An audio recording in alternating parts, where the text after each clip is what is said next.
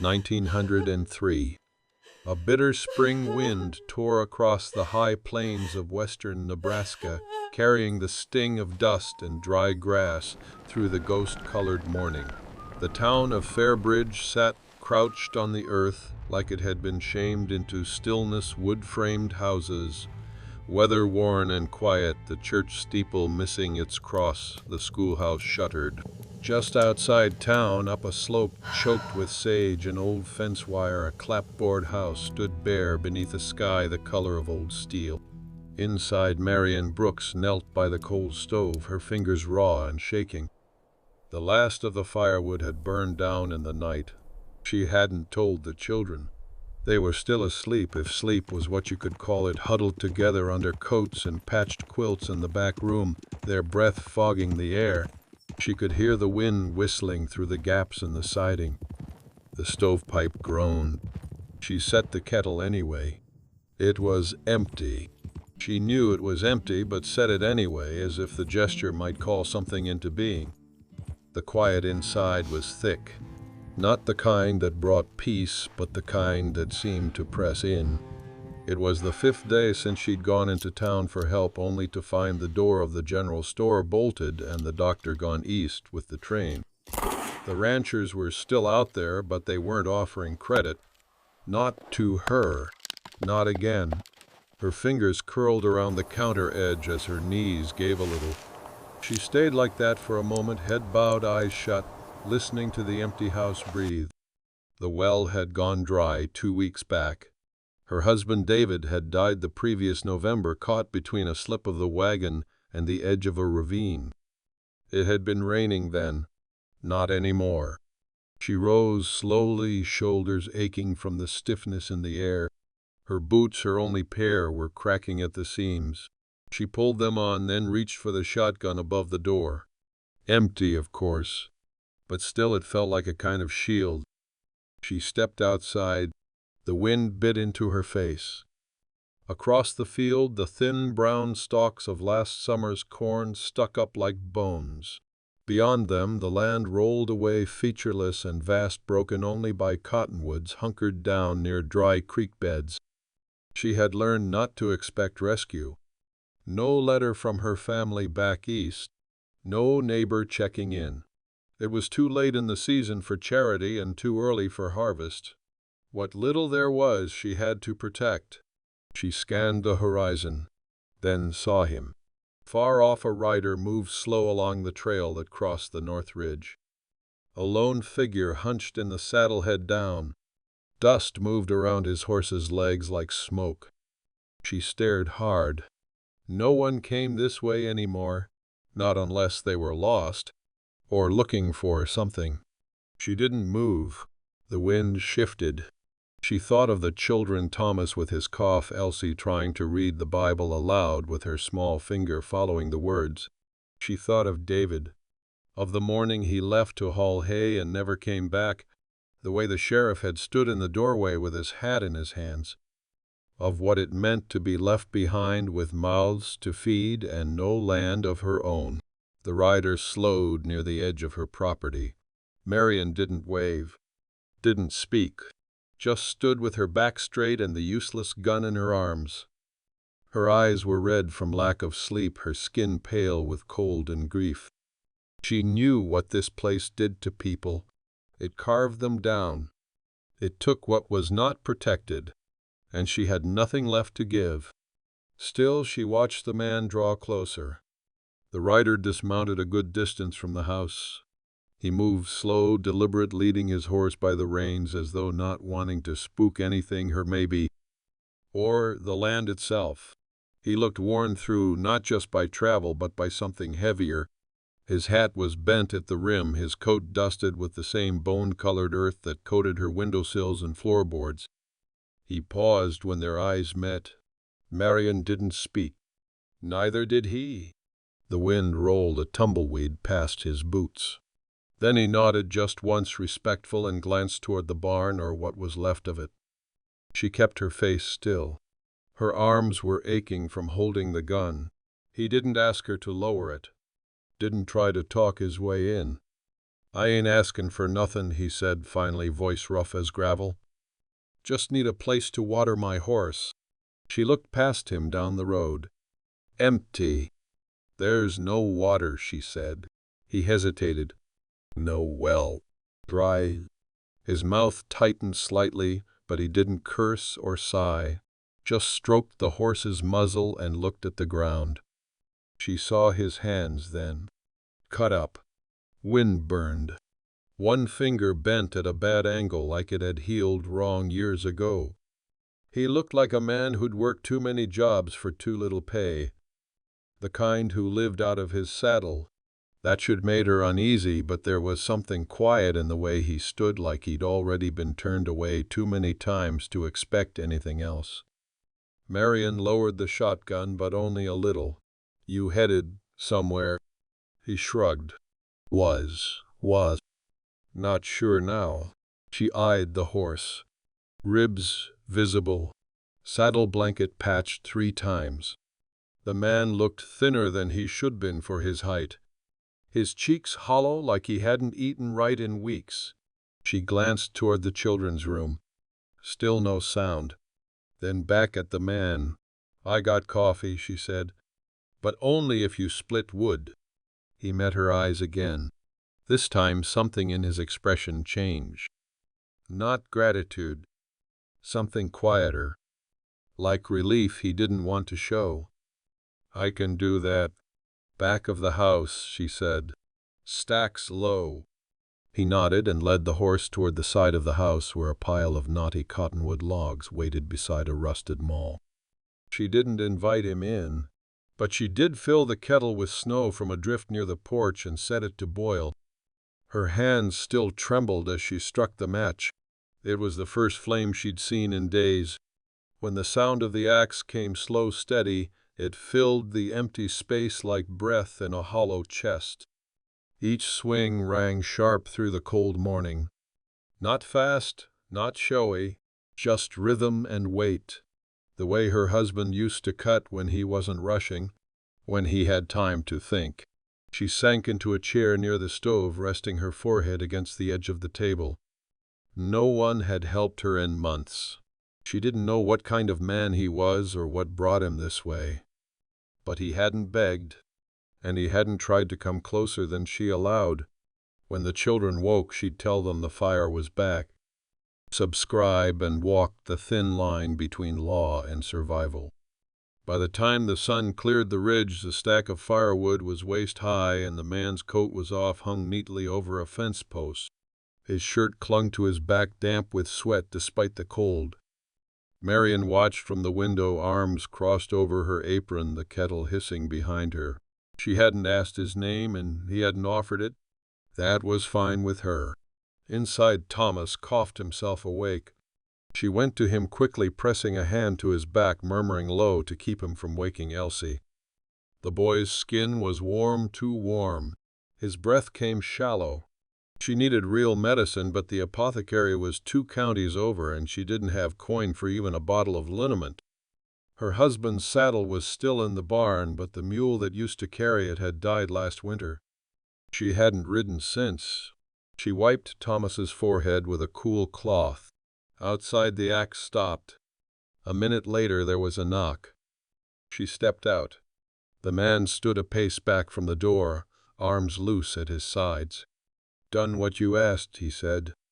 She glanced toward the woodpile. "Looks like you did." He nodded toward the kettle. "That offer still good?" She hesitated, then stepped aside. Inside, the cabin was small and worn but clean. A stove, a table, a few chairs, a cracked mirror nailed to the wall. He ducked slightly, coming through the door. His boots left tracks on the floor, but she didn't mind. He held his hat in both hands, manners worn but not forgotten. He didn't look around much, just moved to the chair she pointed to and sat with the stiff posture of someone not used to being indoors. She poured coffee, weak and barely hot, into 2 tin cups, pushed one across the table.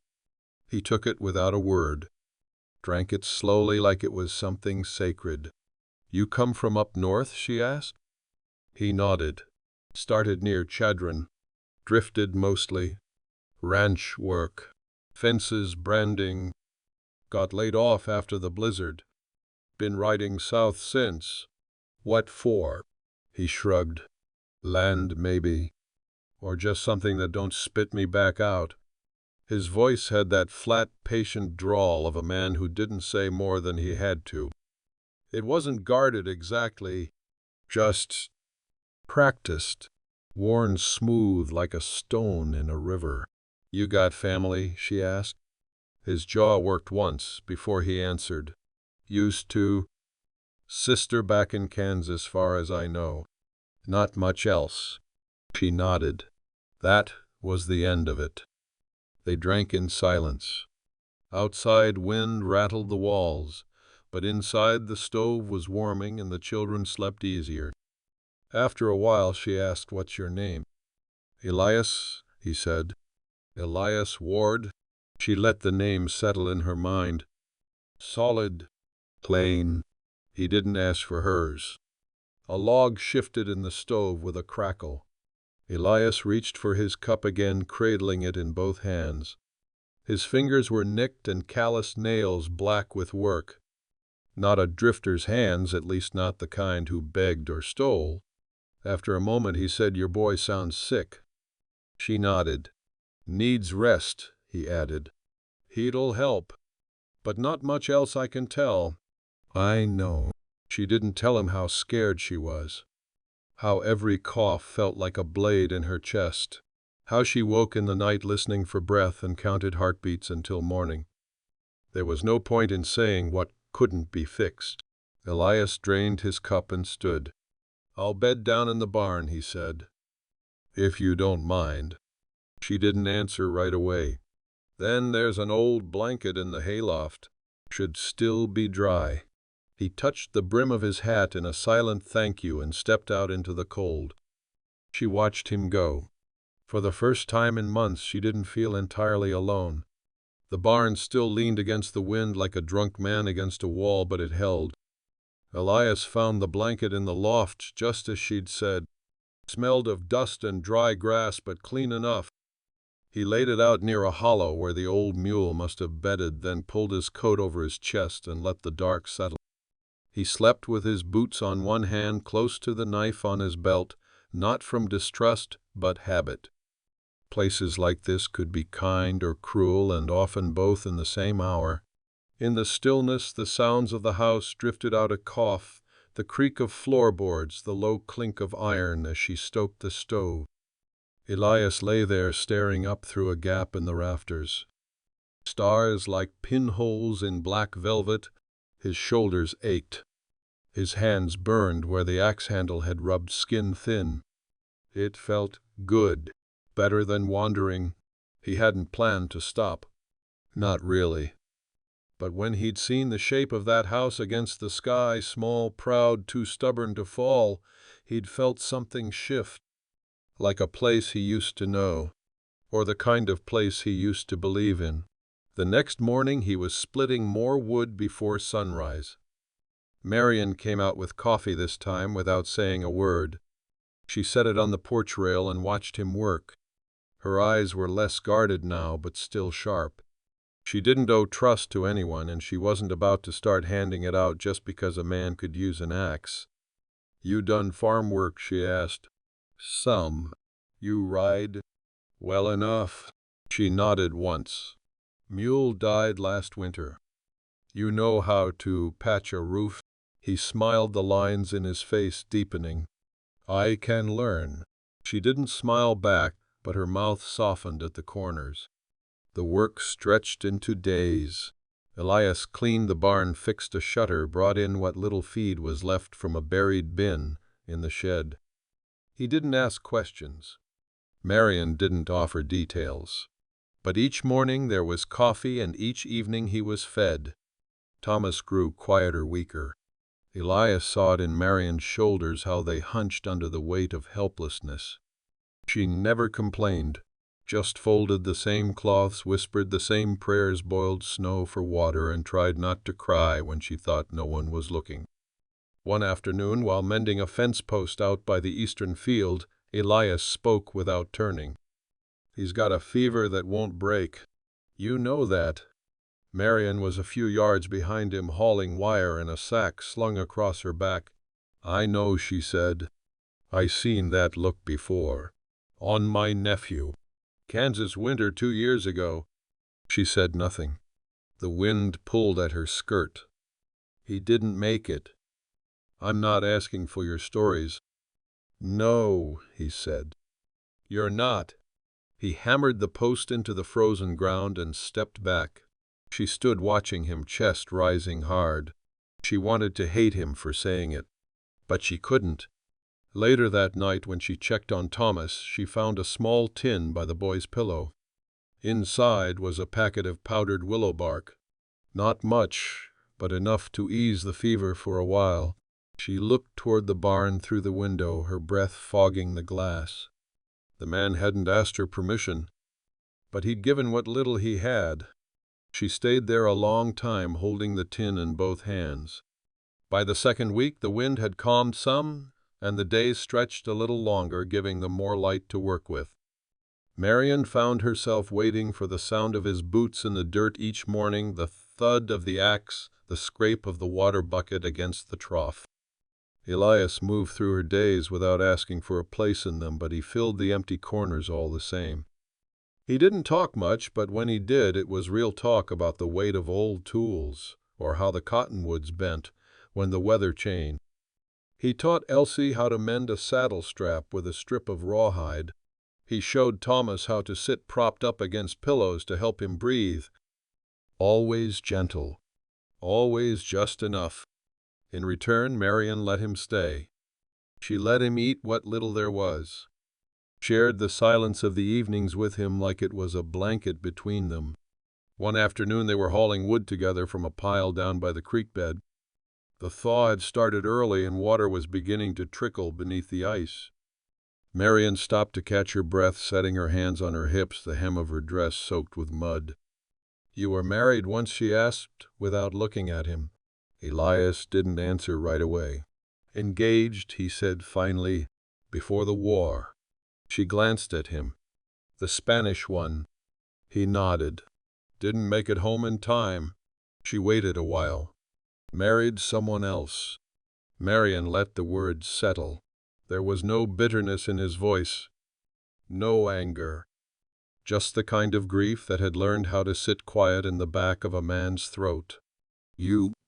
She looked away. "David was a good man. Simple, honest, never made trouble. I loved him." "That enough?" Elias asked. "It was what we had." Elias shifted the rope on his shoulder. "You got grit." "More than most." Marion snorted softly. "Grit doesn't fix a dry well or feed a child." "No," he said, "but it keeps them alive long enough to find what does." She looked at him, eyes narrowing. "That's some cowboy wisdom." "No, ma'am. Just what I've seen." They kept walking. A silence stretched between them again, but this one felt different, less guarded. She didn't pull away when their hands brushed, lifting the same log. He didn't step back when she stood close to tie off the end of a tarp. Back at the house, while she stirred the pot of thin soup over the fire, he stayed nearby, one foot resting on the hearthstone. "You ever think of leaving?" he asked quietly. She didn't turn. "Where would I go? There's work in the Dakotas, rail towns, sawmills out west. I've got children." He nodded slowly. "I could go alone, but I'd come back. With money, maybe a mule." She turned now, eyes sharp. "You think I'm looking for rescue?" "No," he said. "I think you've been carrying too much. And I know what it looks like when someone's tired of carrying alone." The words hung between them like smoke. "I don't know you," she said. "You know enough," he replied. "Same as I know about you." She studied him, his worn boots, the split in his knuckle, the way he didn't look away. And for once she didn't argue. That night, after the children were asleep, Marion stood outside beneath the stars, the wind light against her skin. Elias was in the barn, but she could feel him out there. And for the first time in a long time she didn't feel afraid of what might come next. The thaw brought more than mud. With it came talk passed by a pair of ranch hands riding through looking for strays. They brought news that reached Marion like a tremor underfoot. The county had sold the East Ridge land to a cattle company out of Cheyenne. The company planned to run fence through all the old homesteads, hers included. Anyone without papers or title would be pushed off by spring. Marion stood still in the doorway as the riders rode off, their words settling like dust on her skin. She didn't have the deed. David had never filed it, always meaning to, but never finding the time. There'd been a fire in the courthouse in '99. Half the records gone. No one would remember her claim. Not now. Not a widowed woman with nothing but a few chickens and a sick boy. That night she told Elias. He didn't speak at first, just stared into the fire. Then he rubbed his jaw and asked, "You ever write to David's brother, the one in Missouri?" "Haven't heard from him since the funeral. He might vouch for the claim. At least buy time." Marion shook her head. "They didn't part on good terms. David wouldn't have wanted me to beg." Elias turned to her then. "You're not begging, you're protecting what's yours." She looked down at her hands. The skin was cracked and dry. Her wedding ring sat loose on her finger now. She thought of David, how sure he'd always sounded when he said things would work out. How wrong he'd been. "I don't know what to do," she said quietly. "You hold," Elias said. "You hold as long as it takes."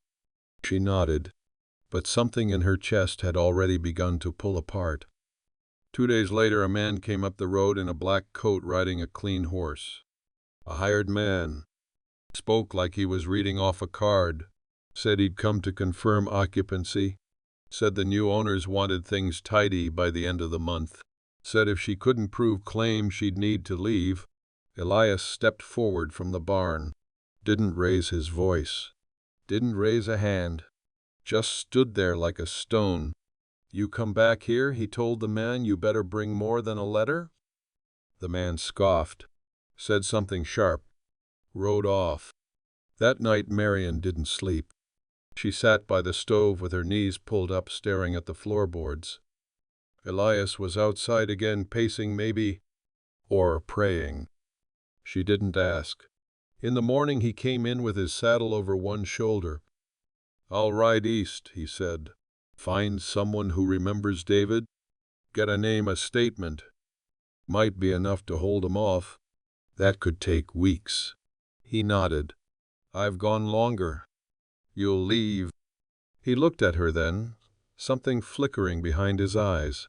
"Only if it means comin' back with a way to keep you here." The silence stretched thick. "I can't promise anything," she said. "I ain't asking for promises." She stepped closer. "I can't lose this place."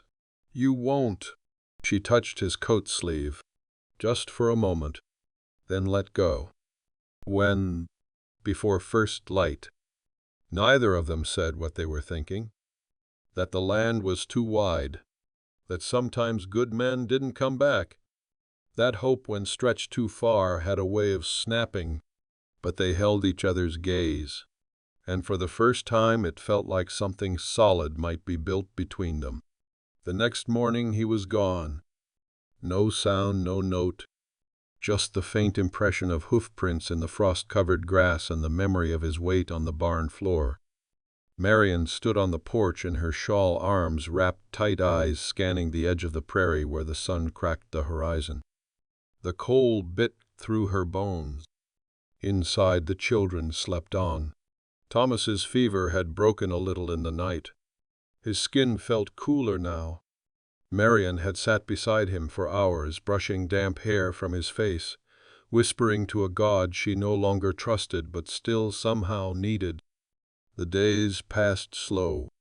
She worked harder than ever. Hauled water from the creek in rusted pails, stacked the last of the firewood, patched the roof with strips of burlap and pitch.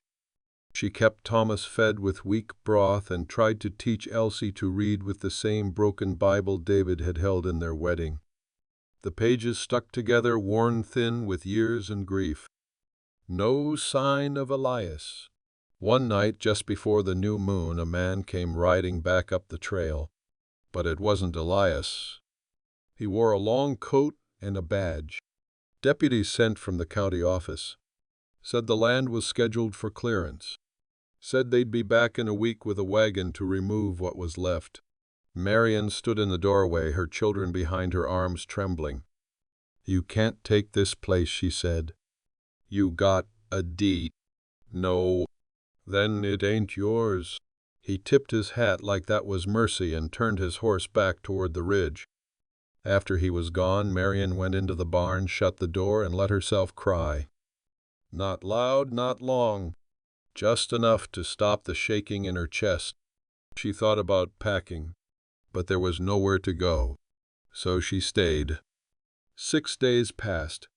Then, on the 7th, just before sunset, a shape appeared on the far edge of the prairie.